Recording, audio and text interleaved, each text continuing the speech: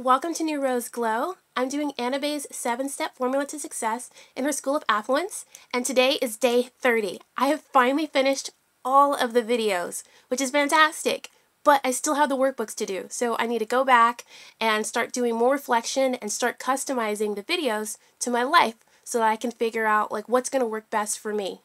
I do want to share some things with you today, like my 10 places I'm going to meet affluent people, and we'll just go ahead and start. Number 1 are fundraisers with high ticket prices. So you might be thinking, a high ticket price? How can you afford to get into that? I can't. I'm going to volunteer to get into the fundraiser and meet people who can afford to pay that ticket price and give money on top of that.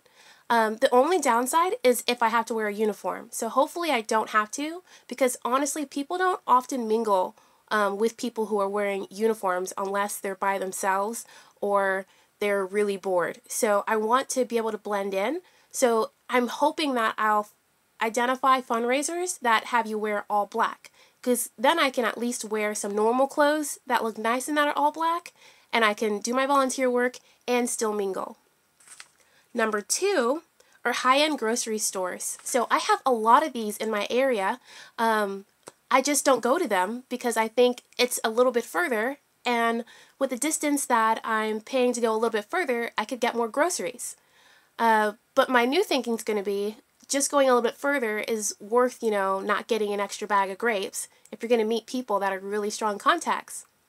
What I like to do at grocery stores is shop really slowly and go through the aisles, just looking at item after item and then making my selection. And from time to time, I'll talk to people. But this time, I'll be talking to people in affluent areas, so I'll be talking to people who are more affluent. Number 3, meetups.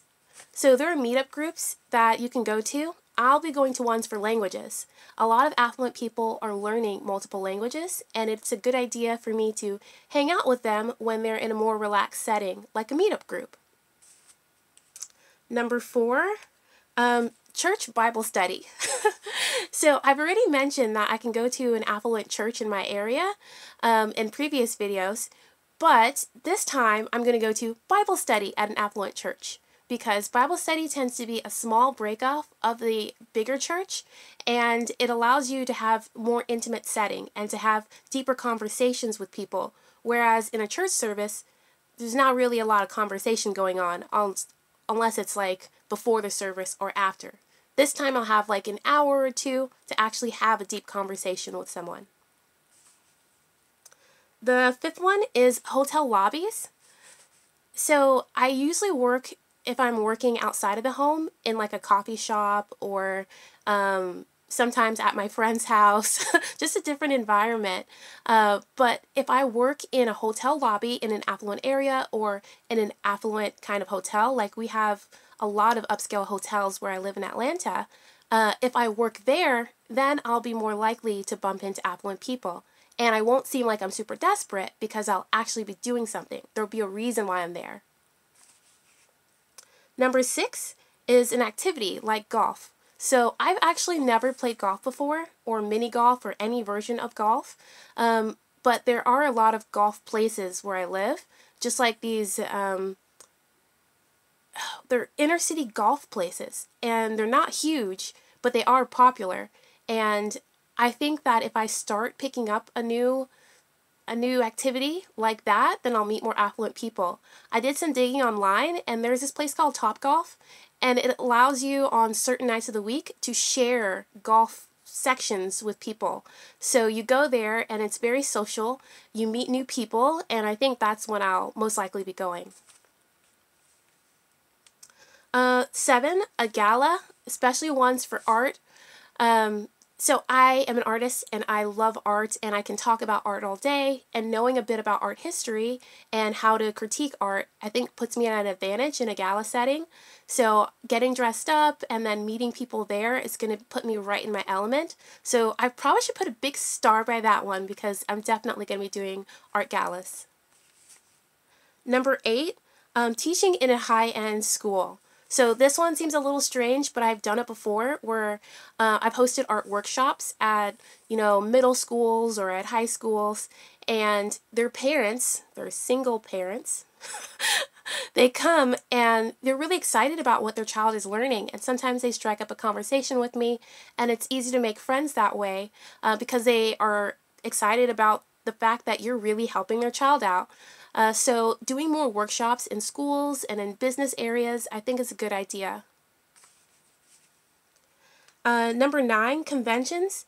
So I already go to conventions, but they're usually art conventions, and you don't meet that many affluent people at like an anime convention.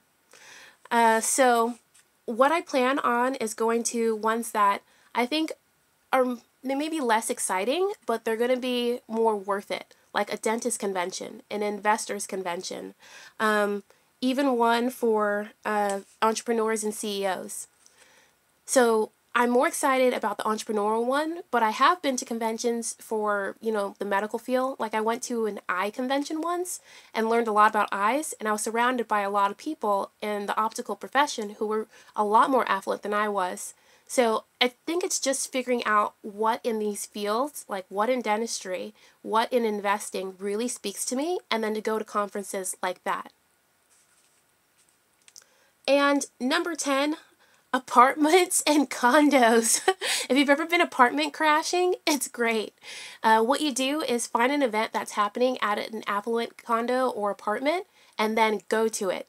Now, it's a little tricky to figure out what events are going on. I have done some like co-op, what is it? No, some cooperative stuff, or oh, that's not the word. Some spy stuff. I have done some spy stuff to figure out what events are happening in affluent buildings, like going in for a tour and then looking at the community calendar and being like, oh, so these events are happening this month for your building. And then either snapping a photo of it or writing it down and remembering, oh, I have to come back to the building on this day. I have checked their online presence, but I find that most buildings don't put online the activities that they're going to do for the building. They mostly want that for the people that are in the building, so going to the building has really been helpful for me. I hope this list has been helpful for you of 10 places where I plan on meeting affluent people. I hope it sparks some ideas of where you can meet affluent people in your life. And if you'd like to see more content like this, please subscribe, hit the notification bell. You can leave me comments in the comment section. I do my best to answer every comment, and I hope to see you in the next video. Bye-bye!